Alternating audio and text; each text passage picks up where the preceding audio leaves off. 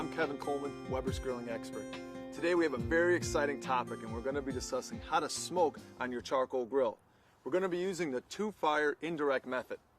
Now before we get started, we want to make sure that we review our recipe for what kind of wood we're going to use and how much. Now when smoking on a charcoal grill using the indirect method, we recommend using wood chunks. If you don't have chunks, you can always use wood chips, but you want to make sure that you soak those for at least 30 minutes because we want those to smolder throughout the cooking process. If you don't soak those, they're going to fire extremely quickly and you're not going to get a lot of smoke flavor. Now we don't need to soak wood chunks because we're not going to get any penetration into the wood, but we will get a nice prolonged smoke throughout the cooking process.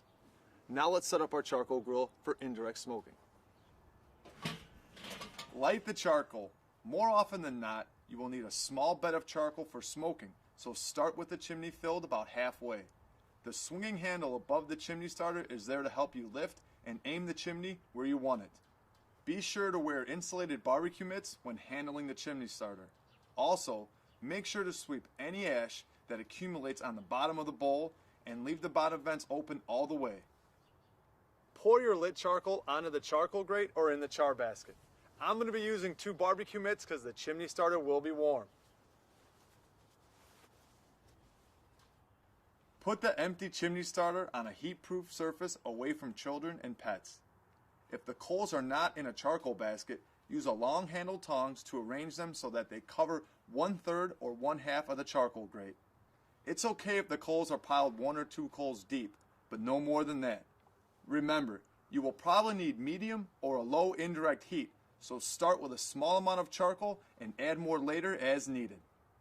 Now when smoking on your charcoal grill for over 30 minutes, we recommend using a water pan. And we're going to fill that 3/4 of the way and place it on the empty part of the charcoal grate. Now if you want to enhance the flavor, you can always use beer, fruit juice, or wine instead of the water. Fill the pan about 3/4 of the way with water. The pan will catch any juices and fat from the food. Plus, the water will absorb and release heat slowly, evening out the temperatures and adding a bit of moisture to the smoking process. Preheat the grill. Now we're going to add our cooking grate to our charcoal grill. Now if you're using a hinge grate, make sure you put the hinge side over the charcoal. This will make it easier to add fuel throughout the cooking process. Then put the lid on the grill and open the top vent completely. Wait until the temperature reaches the right range for the recipe you are making.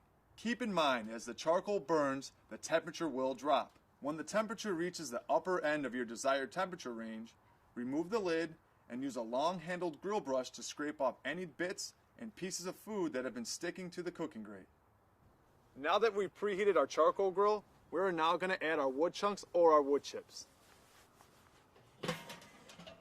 Add your chunks, and if you're using chips, they should be damp but not so wet that they could put out the fire. The damp chips will initially drop the temperature of the fire, but the heat will recover once the chips begin to smolder. Put the lid on the grill and wait for the smoke to start pouring out of the grill. Open the lid and arrange the food on the cooking grate as the recipe suggests. Close the lid and position it so the vents are on the side of the grill opposite the charcoal. This will draw the heat and smoke over the food and out the vent. Now hopefully we've been able to teach you some great tips on how to smoke on your charcoal grill. A couple things to remember. If you're smoking for longer than a half an hour, you're going to have to add charcoal every hour on the hour in order to maintain temperatures inside your grill. Also, make sure you're sweeping the ash out of the bowl. This will help with the air circulation inside of your grill.